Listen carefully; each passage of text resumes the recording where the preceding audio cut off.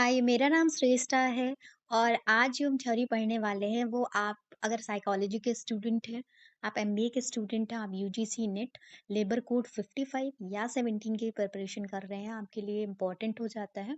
कई बार ये एग्जाम में पूछा गया है, हाँ, उतना हाइलाइटेड नहीं है डायरेक्टली यूजीसी नेट के। मैं स्पेशली बात करूंगी लेबर कोड 55 के सिलेबस में इतना क्लियरली मेंशन नहीं है, लेकिन आप एक चीज समझ लीजिए कि ऑर्गेनाइजेशन बिहेवियर की जो यूनिट है या फिर एचआरएम की भी जो यूनिट है, तो वहाँ पे आप देखेंगे कि चीज़ें मेंशन नहीं है, लेकिन वो आपके एग्ज़ाम में हर बार पूछी जाती है। तो आप उस अकॉर्डिंग प्रिपरेशन करिए कि आपके एग्ज़ाम में कुछ भी पूछा जा सकता है, ठीक है? और आप साइकोलॉजी के स्टूडेंट हैं, तब तो आपके लिए बहुत ज़्यादा ज़रूरी है, क्योंकि ये सेल्डन की जो थ्योरी है पर्सनैलिटी की वो बहुत पूछी जाती है, ठीक है? तो 3 बॉडी टाइप्स हैं, ये विलियम हर्बर्ट शेल्डन ने दी थी। अब जैसे कि मैं हमेशा टॉपिक स्टार्ट करने से पहले बता देती हूँ कि क्वेश्चन कैसे आएँगे। एक बार एक क्वेश्चन आया था कि पर्सनालिटी थ्योरी, ठीक है, सेल्डन की बॉडी पर्सनालिटी थ्योरी किसने दी थी? अब आप सोच लो कि इतना आसान क्वेश्चन, शेल्डन लगा भी हुआ, हर्बर्ट सेल्डन सेल्डन, ठीक है, लेकिन बच्चे ने क्या किया, बच्चों ने, बहुत सारे बच्चों ने मिस्टेक करी थी कि उन्होंने जो है हर्बर्ट के बाद भी उन्होंने हर्बर्ट साइमन पे क्लिक कर दिया था। तो आप इस चीज़ का ध्यान रखना कि जो कॉम्पिटिटिव एग्ज़ाम होता है, ऐसे ही क्लोज़ लिखा होगा। अब वहाँ हर्बर्ट था, साइमन, लोगों ने पढ़ा हुआ था हर्बर्ट साइमन। हर्बर्ट साइमन आप कहाँ पे पढ़ते हैं? आप मुझे कमेंट करके बताइएगा, ठीक है? किस यूनिट में आप हर्बर्ट साइमन के बारे में पढ़ते हैं, अगर आप लेबर कोड 55 के स्टूडेंट हैं तो। और बाकी बच्चे, आप आगे, आपके लिए कोई टेंशन की बात नहीं, आप इतना इन डेप्थ आपसे नहीं पूछा जाएगा, ठीक है? तो उनके अकॉर्डिंग 3 बॉडी टाइप्स होती है। अब देखिए, ये तब की थ्योरी थी और उनके अकॉर्डिंग मुझे नहीं लगता है, स्पेशली मैं अपने बारे में बोलूँ तो मुझे ऐसा नहीं लगता है। उन्होंने 3 बॉडी टाइप्स बताए थे, उनके अकॉर्डिंग पर्सनैलिटी, मतलब जो बॉडी टाइप्स का टेक्सचर होता है, ठीक है? जो टेक्सचर होता है बॉडी का, शेप, उन्होंने कोशिश करी थी कि शेप के अकॉर्डिंग, जो बॉडी शेप है उसके अकॉर्डिंग पर्सनैलिटी के बारे में उन्होंने बोला था। वो तब की थ्योरी थी, ठीक है? बहुत पहले की थ्योरी। अब मुझे नहीं लगता है ऐसा, लेकिन फिर भी देखते हैं उन्होंने क्या बोला। उन्होंने कैटेगराइज़ेशन करा, तो पहले उन्होंने एंडोमॉर्फ के बारे में बताया। एंडोमॉर्फ कौन होते हैं? ये बल्की होते हैं, ठीक है? Beloved, liked by all person, ठीक है? बल्कि यानी जो चबी होते हैं, ठीक है? मोटे, वो सब सब उन्हें पसंद करते हैं, ठीक है? सब उन्हें क्या करते हैं, सबके वो फ़ेवरेट होते हैं, ठीक है? जैसे पूजा कहती है ना, मैं अपनी फ़ेवरेट हूँ, तो ये सबके फ़ेवरेट होते हैं। मेसोमॉर्फ होते हैं, ये बहुत स्ट्रॉन्ग होते हैं, एथलीट टाइप के होते हैं, ठीक है? हाइली एग्रेसिव होते हैं, सेल्फ असर्टिव होते हैं, बोल्ड होते हैं, कॉम्पिटिटिव होते हैं। मेसोमॉर्फ कहोगे ना, जो ज़्यादा ना तो मोटे हों, ना ज़्यादा पतले हों, ठीक है? एक्टोमॉर्फ होते हैं, नैरो शोल्डर होगा बिल्कुल, ठीक है? थिन लेग्स, पतले-पतले हाथ, पतले-पतले पैर। They may eat but do not get weight. Anxious होंगे, सेल्फ कॉन्शियस और क्वाइट और प्राइवेट रहते हैं।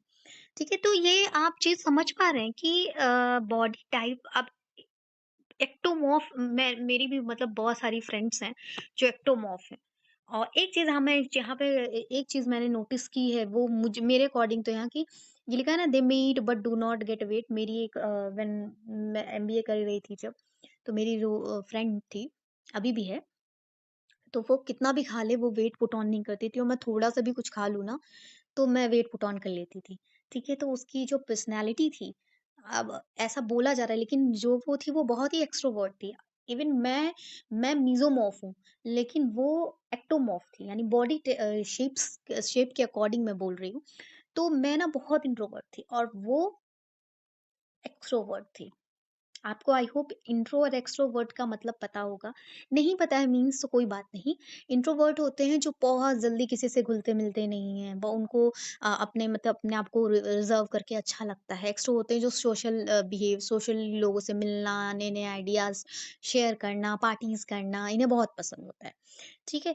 तो मैं ऐसी थी कि मैं इस बॉडी टेक्सचर की हूँ। अभी भी मैं मीज़ो हूँ और वो एक्टो है। मुझे आई होप हमें एमबीए कंप्लीट किए हुए मुझे, मेरी फ्रेंड को 3 इयर्स हो चुके हैं। लेकिन आज भी वो एक्टो है और मैं मीज़ो हूँ, और मैं कम खाती हूँ, वो बहुत ज़्यादा खाती है, लेकिन आज भी वो वैसी है और मैं वैसी हूँ।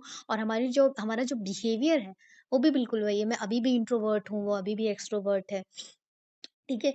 एंडोमॉर्फ की भी बारे में बात करें कि बल्की होते हैं, बहुत लोग मतलब चबी होते हैं। जो लोग चबी होते हैं बहुत फ्रेंडली होते हैं, तो मैंने देखा है कि ऐसे कई हाँ, ये भी सच है कि चबी मेरे सारे बहुत सारे फ्रेंड्स हैं, मेरी सिस्टर है वो चबी हैं। लेकिन ऐसा नहीं है, मैं कुछ लोग को ऐसा जानती हूँ जिनसे मेरा पर्सनल एक्सपीरियंस अच्छा नहीं रहा है, चबी हैं लेकिन उन बहुत ही रूड ठीक है थी। तो आप ये नहीं कह सकते बहुत पुरानी थ्योरी है, पर क्या करें आपको पढ़ना तो पड़ेगा ही, ठीक है ना? अगर आपको एग्ज़ाम पास करना है, चाहे तो अगर आपके आगे स्टूडेंट या एस्पिरेंट लगा हो तो आपको तो ऑब्वियसली पढ़ना पड़ेगा, ठीक है? क्योंकि हमें तो एग्ज़ाम पास करना है ना। चाहे वो कॉलेज का हो तो लिख के पास करना होगा। अगर कॉलेज का होगा तो आपको लिख के और अगर जो है अगर आपका कॉम्पिटिटिव एग्ज़ाम तो ऐसे मार्क करके आपको पास होना होगा, ठीक है? तो पास तो कोई किसी भी क कीमत पे आपको करना पड़ेगा। तो ये थ्योरी आप देख सकते हैं और ये थ्योरी बहुत बार पूछी गई है। पीएसयू में ज़्यादा पूछी गई है, लेकिन ऐसा नहीं है कि आपके यूजीसी नेट में नहीं पूछी गई है या अगर भी अभी तक नहीं पूछी गई तो पूछी नहीं जाएगी। ठीक है? तो आप इस चीज़ को बिल्कुल दिमाग से निकाल दीजिए और थोड़ा एक्स्ट्रा पढ़िए। लोग थोड़ा मतलब अगर लोग 90 पढ़े तो आप 100 पढ़िए, मैं कह रही हूँ कि आप 200 पढ़िए। क्योंकि कहीं से कुछ भी पूछ सकता है। ठीक है? मैं जब दिसंबर में पेपर दे रही थी यूजीसी नेट का तो मैंने बहुत सारा एक्स्ट्रा पढ़ा तो मुझे ऐसा बर्डन सा फ़ील होता था कि अरे यार! मैं इतना क्यों पढ़ रही हूँ? फ़ालतू कभी ऐसा ना हो कि मैं ना एग्ज़ाम में जाके बिल्कुल ब्लैंक हो जाऊँ कि इतना एक्स्ट्रा पढ़ लिया ये वो। लेकिन आप ट्रस्ट मी आप इस चीज़ को मतलब पता नहीं कैसे सोचेंगे, लेकिन जब मैं एग्ज़ाम में गई ना, मैंने जो क्वेश्चन्स देखे थे वो क्वेश्चन्स बहुत सारे क्वेश्चन मैंने जो एक्स्ट्रा पढ़ा था, कहीं ओबी की थ्योरी जो एक्स्ट्रा मेरी जो है मैंने जिनसे गाइडेंस ली थी, उन्होंने मुझे बताया या मैंने कुछ सेल्फ स्टडी भी की थी, ठीक है? मैंने अब सेल्फ स्टडी से ही एग्ज़ाम दिया है और कुछ मैंने थोड़ा बहुत गाइडेंस लिया क्योंकि मुझे कोई इतना बताने वाला नहीं था, इसीलिए मैं आपको बता रही हूँ, इसीलिए मैं आपकी हेल्प करने की कोशिश कर रही हूँ कि जो भी एक्स्ट्रा थ्योरीज़ भी आपके ऐसा नहीं है कि आप सिलेबस में तो बहुत सिंपल सा मेंशन है, ठीक है?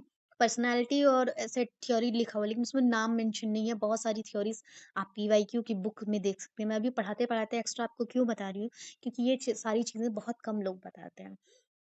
तो आपको इस चीज़ के बारे में बिल्कुल अवेयर होना पड़ेगा कि अगर मुझे एग्ज़ाम पास करना है, अच्छे स्कोर से पास करना है, जेआरएफ लेना है, नेट करना है या एमबीए में एक्सेल करना है, अच्छा आंसर लिखना है, तो आपको हर वो चीज़ें करनी पड़ेंगी, एडिशनल करनी पड़ेंगी, ठीक है? तो आप पढ़ना।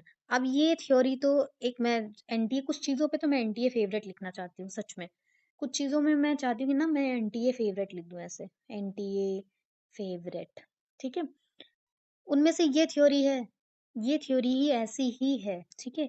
मैच्योरिटी थ्योरी किसने 2 क्वेश्चन पूछा जाता है, क्रिस एर्गेरिस ने दी और ये जो लाइन अभी मैं बोलूँगी, यही लाइन एग्ज़ैक्ट आती है। According to this theory, the development of a person happen continuously from breaking of an immaturity situation to a maturity situation। और जो मैंने लाइन लिखी है ना, यही लाइन एग्जाम में घूम घुमा के पूछी जाती है।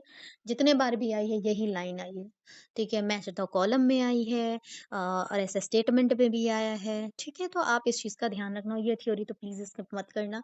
ये थ्री बॉडी टाइप शेल्डन की ये भी आप कोशिश करो आप इस चीज़ को करने की, और बहुत इंटरेस्टिंग भी है। मतलब मैंने जब पढ़ा तो मुझे इंटरेस्टिंग लगा ये शेल्डन की। कुछ चीज़ें मुझे लगा हाँ, शेल्डन भैया सही बोल रहे हैं, ठीक है? लेकिन कुछ में मुझे लगा कि नहीं, शेल्डन भैया तो गलत बोल रहे हैं, ऐसा नहीं हो सकता। तो ये अपनी-अपनी पर्सपेक्टिव भी होती है लेकिन आप इस थियरी को मत छोड़ना, ठीक है? अच्छे से पढ़ना। और एक और इन्फॉर्मेशन मैं देना चाहती हूँ, मैं 100 डेज़ 100 टॉपिक की सीरीज़ चला रही हूँ। जो भी बच्चे यूजीसी नेट लेबर कोड 55 और लेबर कोड्स सॉरी मैनेजमेंट 17 की प्रिपरेशन कर रहे हैं, वो उस सीरीज़ को देख सकते हैं, उन्हें काफ़ी हेल्प मिलेगी। क्योंकि 1 मिनट के अंदर मैं कोशिश करती हूँ जो टॉपिक आए हैं या जो आने वाले हैं, एक्सपेक्टेड हैं, या जो टॉपिक बहुत ज़्यादा इम्पोर्टेंट है, एक्स्ट्रा है, आपको मेहनत लगेगी, मैं उस चीज़ को आपको बताने की कोशिश करती हूँ, तो आप उसे चेक कर सकते हैं। मैं डेली कोशिश करती हूँ मतलब कभी-कभी हो सकता है नहीं हो पाए क्योंकि मैं भी बहुत बिज़ी रहती हूँ। जब भी मुझे टाइम मिलता है मैं अपलोड कर देती हूँ और अभी तक तो 1 दिन छोड़ के मिस नहीं हुआ है 1 भी दिन। तो आप उस सीरीज़ को देखना, ठीक है? अगर आपको थोड़ी-सी भी हेल्प मिलेगी तो मुझे बहुत अच्छा लगेगा। क्यों? क्योंकि मेरे टाइम में उतना कोई मुझे बताने वाला हेल्प करने वाला नहीं था। तो मैं ये चाहती हूँ आप सभी लोग अच्छे से पढ़ाई करें और हँसते रहें, मुस्कुराते रहें और ऐसे ही अपने प्रिपरेशन में आगे बढ़ें और बिल्कुल नर्वस ना फ़ील करें क्योंकि अब एग्ज़ाम धीरे-धीरे आपका पास आ रहा है। तो अच्छे से पढ़िए और टेस्ट सीरीज़ प्रैक्टिस करिए अगर आप अभी तक आपने प्रैक्टिस करना नहीं शुरू किया है। इसके बिना आपका एग्ज़ाम नहीं क्वालीफाई होगा, आप कहीं लिख सकते हैं। तो चलिए हँसते रहिए, मुस्कुराते रहिए, पढ़ते रहिए। बाय-बाय।